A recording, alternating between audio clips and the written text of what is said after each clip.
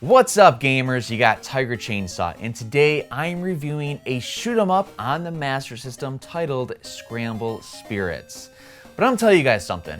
I've reviewed a lot of Master System games, and for the most part, they get pretty good scores. I generally enjoy these games that I review. Well, that all ends today because Scramble Spirits sucks. This is a bad game. And for a variety of reasons, I really don't like this game. I'm sorry, PAL Region friends, if you like this game, either it's from your childhood and you had nothing else to play, or you have nostalgia for it and you haven't played it in a really long time, because if you play this game, it sucks. But we'll get into all of that in just a little bit. If you're a first-time viewer on this channel, or if you just haven't yet, make sure you hit that sub button because I've got tons of other Master System reviews on this channel. I've got other content for the SMS, and I've got other retro video game reviews, so hit that sub button to help me grow. All right, let's fly as high as we can for this Scramble Spirits review.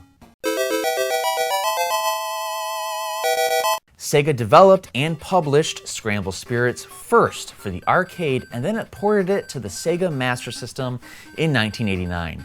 It's too bad they decided to port it because Scramble Spirits is a scrambled mess. The vertical shooter suffers from poor graphics, 30-second levels, repetitive enemies, and a wealth of other poor decisions. Thankfully, it was never released in North America, but my poor friends in PAL regions unfortunately saw this game on their shelves. We're going to jump into the plot of Scramble Spirits, but be warned, spoilers are ahead.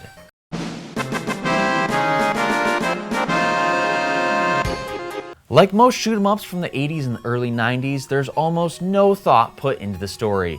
Just stick aliens in the plot and the players will be satisfied, or at least that's what most developers thought. In Scramble Spirits, the world has just survived World War III after man obliterated each other in a massive war.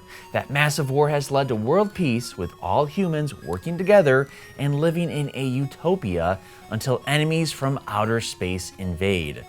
Believe me, I'm making the story way cooler than how it was explained to me in the game, but that's the gist of it. So it's up to you to take out the aliens and return the world to peace. What's that? You guys really want to hear what the story is from the manual? All right, I will read it to you. You are a group of one, the top pilot. You wear the Distinguished Air Cross for bravery in aerial combat. Besides guts and determination, you have the most advanced high-performance air fighter ever created. You will launch from a secret base on a series of missions against the enemy. If you so choose, another fighter of equal strength will be placed at your disposal for the pilot of your choice. You can fly your missions alone or with a friend. If you want to keep that friendship, you'll take mercy on your friend and not force them to play with you. Successfully complete your missions and you will drive the alien invaders from Earth's soil. Fail and they will take over the planet. Good luck with your missions. Earth's fate depends on your skill. Oh, give me a break.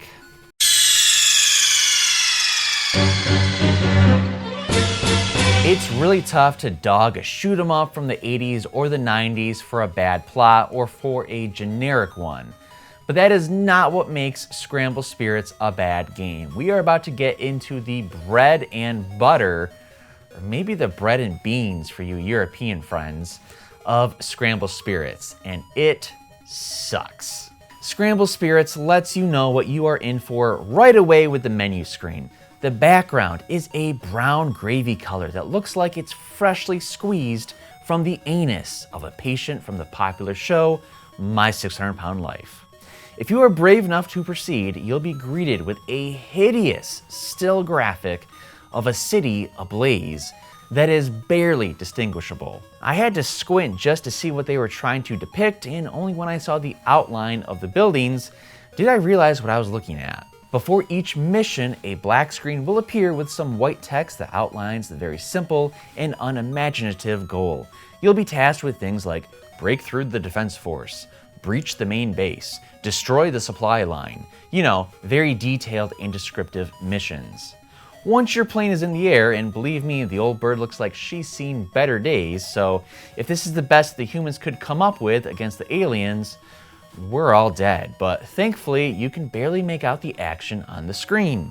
The game can't handle much of the action, and enemies will be flickering constantly, making it both hard to know what you just destroyed and what's actually on the screen. Some backgrounds make enemy bullets impossible to see, like the desert level that just had sandy deserts paired with orange bullets from enemies to make a camouflaged attack for the opposition. Only blind luck will get you out of that level, but the good thing is that most levels only last 30 seconds.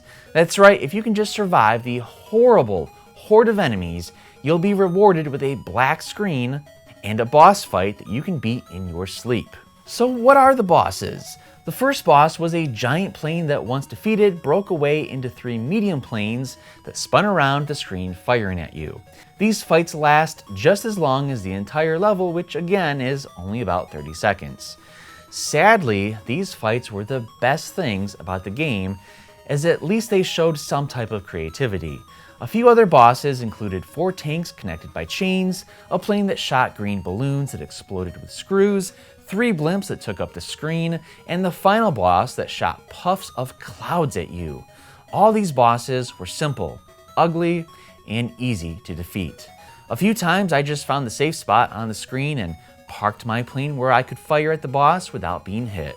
Scrambled Spirits features a whopping 2 or 3 notes of music, so I really hope you like those notes, or maybe you're lucky and you're deaf. The game is super easy, so the developer probably didn't feel like giving you power-ups. You'll always have the same bullets, the same speed, and no power-ups. You will get 2 mimic planes, but they quickly are blown away when you hit something with them. The entire game feels like it had very little passion, little effort, and little thought that went into Scramble Spirits, as it barely passes any check marks for a fun shoot 'em up. It's not glitchy, it's just not a fun game, and one that can be beaten within 15 minutes.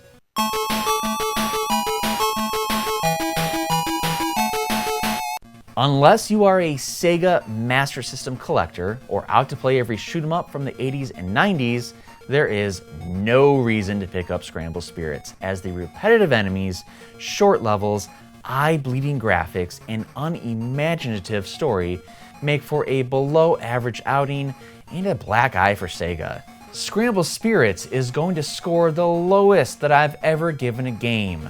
This truly makes it a stinker. Scramble Spirits scores a 4.8 out of 10, making this a bad game.